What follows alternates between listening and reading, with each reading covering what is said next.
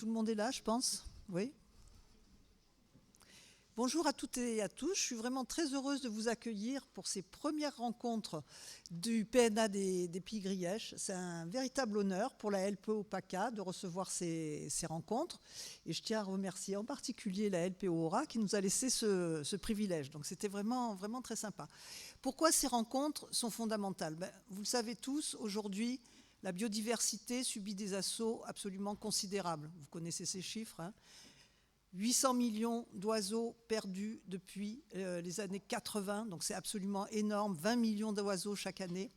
Et tout ça rend de plus en plus nécessaire le travail que nous pouvons avoir sur le terrain, et notamment auprès d'oiseaux comme les pies grièches qui sont vraiment révélatrices de ce qui se passe de manière plus globale.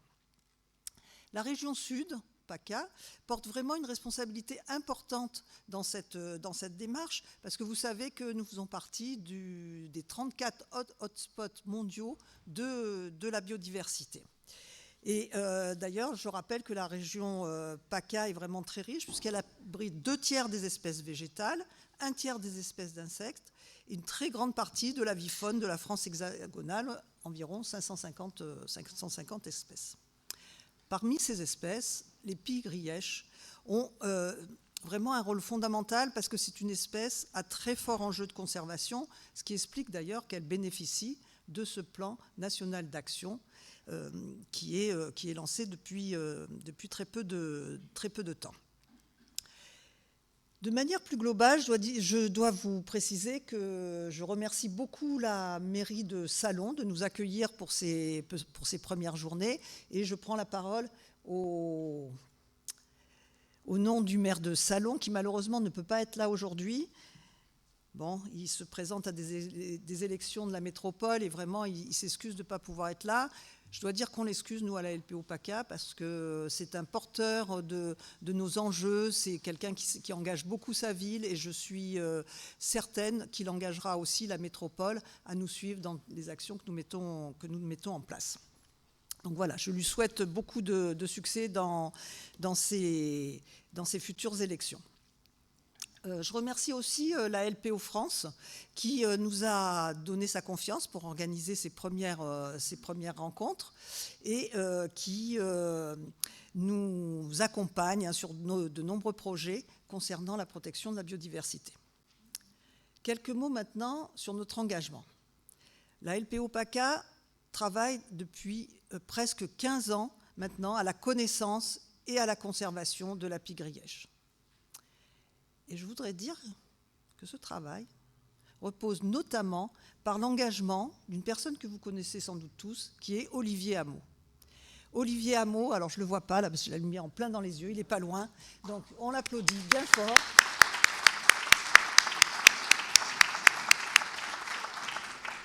Olivier, je tiens à te remercier. Ah, je ne parle pas assez près du micro, il paraît. Olivier, je tiens à te remercier, bien sûr pour ton expertise, ton engagement, mais aussi ton humilité, ta bonne humeur qui nous accompagne, même si on ne t'a pas toujours à nos côtés. Sache qu'à chaque fois que je vois un petit lieu bien préservé pour Pies Grièches et ou Chevêche, je pense à toi. Merci pour tout ce que tu fais, Olivier.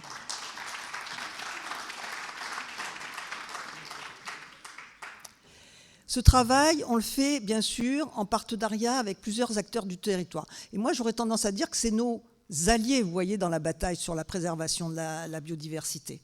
Donc je citerai la DREAL PACA, le département des Bouches-du-Rhône et du Vaucluse, la métropole Aix-Marseille-Provence, l'IMBE, le parc de la Barbenne et la fondation Ecophone. Et tous nos remerciements à ces acteurs qui sont prépondérants dans notre action. Alors je veux aussi partager avec vous une très bonne nouvelle, ça, voilà, on en a de temps en temps, des très bonnes nouvelles en ce qui concerne la biodiversité.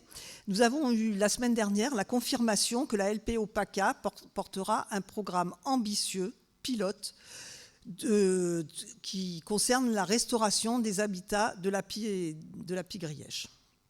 Ce programme s'appelle Prégo. Alors attendez, programme de restauration et d'entretien des garrigues ouvertes.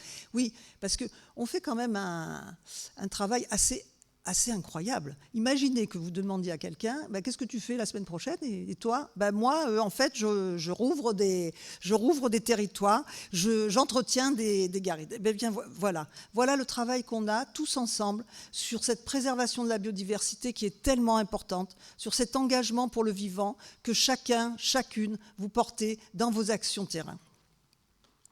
Là encore, on bénéficie de soutiens importants, l'Union européenne, l'État, la région, le département, et de soutien technique avec la métropole et l'ONF. Donc merci là encore à tous ces partenaires pour leur confiance. Je crois qu'Olivier, tu vas revenir en détail sur ce projet cet après-midi. Donc aujourd'hui, vraiment, on est très heureux de vous accueillir pour ces rencontres.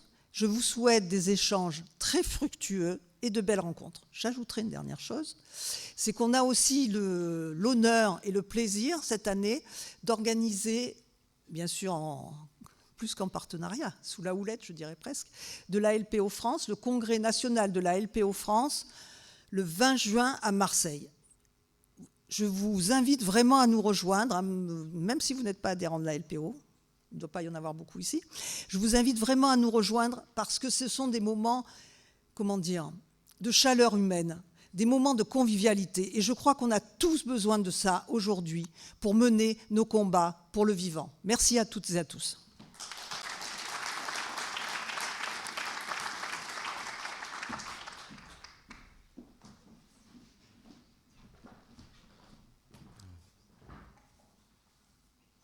Tu m'as embarqué ma feuille. Daniel, tu m'as pris ma feuille, je crois.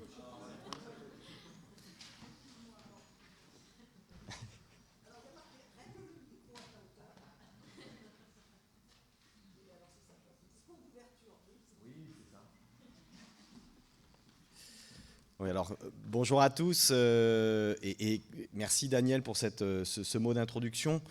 Alors déjà, je vais régler le micro. Donc, je suis François-Xavier Couzy, je suis le responsable du service protection des espèces à la LPO France.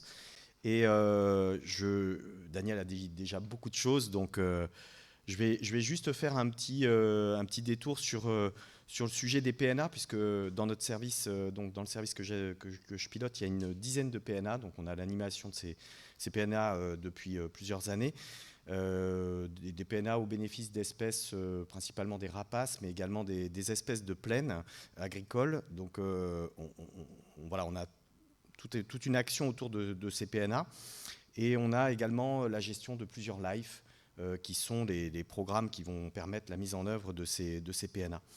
Donc un PNA, alors peut-être en intro, parce que donc, le maire de Salon n'a pas pu venir et on a peut-être un tout petit peu plus de temps, et encore que, peut-être pas beaucoup. Je voulais faire un clin d'œil à la Réunion, parce que moi j'y ai travaillé pendant longtemps et on a travaillé sur un PNA, notamment donc, qui s'appelle le PNA pour l'échenilleur de la Réunion, qui est une espèce endémique de l'île et qui est apparentée, bien sûr, qui est très proche des pie-grièches. Et quand on a commencé à travailler en 2003 sur cette espèce, il restait 6 couples, dont 2 qui parvenaient à se reproduire. Autant vous dire que c'était extrêmement compliqué. Aujourd'hui, il y a 60 couples qui produisent des jeunes. Donc voilà, l'espèce est, on va dire, en train de repartir. Et comme quoi, finalement, ce type de démarche permet de changer peut-être le destin de certaines espèces. Un PNA, c'est un outil au service de la conservation des espèces les plus menacées de France. Il permet de rassembler tout un ensemble d'acteurs pour agir le plus largement possible sur ces espèces. Il permet également de fixer un certain nombre d'actions d'actions prioritaires en termes de connaissances, de conservation, de communication. Donc quelque part, voilà un ensemble d'actions extrêmement importantes pour permettre de faire évoluer les populations de ces espèces. C'est aussi un document qui permet d'aller rechercher du financement pour permettre la mise en œuvre de ces actions, parce que clairement un PNA, c'est une feuille de route, hein, mais au-delà de ça, il n'y a pas forcément beaucoup de moyens associés. Donc voilà, c'est un outil qui aujourd'hui quand même prouve son efficacité et qui est souvent d'ailleurs un peu envié dans d'autres pays, notamment en Europe. Donc une démarche importante pour arriver à finalement à faire l'ensemble, pour mettre en œuvre en fait l'ensemble des actions nécessaires. Le PNA Pigrèche, c'est un PNA multi-espèces et multi-sites, avec donc finalement un nombre d'enjeux très important et la nécessité d'arriver à associer des partenaires les plus, l'ensemble des acteurs qui vont être nécessaires à faire changer les choses pour qu'on puisse arriver à sauvegarder ces espèces. Je pense aux agriculteurs, aux forestiers, aux aménageurs, aux collectivités. On a également les scientifiques et les associations, bien sûr, qui vont devoir travailler tous ensemble pour arriver à finalement agir collectivement, pour arriver à finalement essayer de changer le destin de ces différentes espèces. Les rencontres nationales, ces premières rencontres vont être l'occasion de peut-être démarrer ce travail. Alors je sais qu'il y a déjà beaucoup de choses. Hier on était en Copil et on voit qu'il y a énormément de choses qui se font déjà dans les régions. Mais l'idée de ces rencontres, c'est d'arriver à enclencher en tout cas cette collaboration, donc de se retrouver, d'échanger. Et j'espère que ces rencontres vont nous permettre d'engager tout ça. Le PNA a démarré l'année dernière, et puis Arthur qui va arriver tout à l'heure, qui est le chef d'orchestre aujourd'hui, l'animateur de ce PNA, a commencé à travailler sur les premières actions, et je pense notamment au programme Élèves qui va débuter dès cette année. On a eu le financement qui est acté, qui est obtenu et qui nous permettra de commencer à travailler avec les agriculteurs et les vétérinaires sur la gestion des antiparasitaires. On a également eu des premiers échanges il y a déjà un travail qui a débuté sur l'enquête nationale qui aura lieu en 2027. Et donc, arriver à s'entendre sur les protocoles qui permettront finalement d'acquérir les données nécessaires sur les tendances de ces populations. Et puis, un dernier volet autour de la communication. On est en train de travailler sur l'élaboration du site internet du PNA. Donc Bastien qui est là dans la salle, qui est en stage chez nous et qui travaille sur ce sujet-là. L'idée, c'est de faire mieux connaître ce document et puis en même temps de pouvoir partager l'actualité, que ce soit dans les régions nationales, partout, au public. Donc voilà, on va dire, les choses sont lancées et puis elles vont continuer à se construire. L'idée, c'est aussi de parvenir à monter des programmes plus ambitieux pour la suite. Et puis donc d'arriver à en tout cas freiner le déclin, voire à rétablir les populations de ces espèces. Daniel l'a dit, mais voilà, je tenais à remercier à nouveau l'ensemble des partenaires qui nous ont aidés à monter ces rencontres. Je pense bien sûr au ministère de la Transition écologique et puis l'Adria Laura qui nous aident à financer ces rencontres. On a également, bien sûr, localement, la LPO PACA. Merci encore beaucoup à toute l'équipe de François et qui sont tous les salariés et tous les bénévoles qui se sont investis. À la métropole Aix-Marseille-Provence aussi, qui nous a bien aidés dans l'organisation. Et puis à la mairie de Salon pour son accueil dans ses locaux.